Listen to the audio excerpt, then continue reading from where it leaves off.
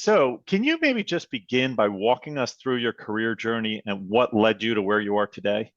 Yeah, absolutely. So I don't come from that kind of M&A or investment banking kind of background. I grew up on a farm in a rural part of the world, and basically I could either work on the farm and earn $1 an hour, or I could figure something better out. And so that was the driver initially to become an entrepreneur when I was a kid, was just how to out earn feeding animals for £1 an hour.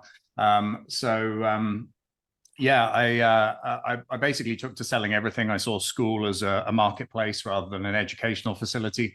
It was a captive audience that couldn't run away from me. So I used to go to school and sell stuff every day.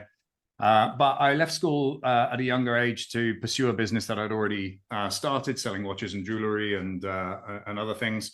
That wasn't terribly successful, and I had the kind of the kick in the teeth that comes with entrepreneurship from time to time, the hard life lessons that everything isn't as easy as you think it looks from the outside.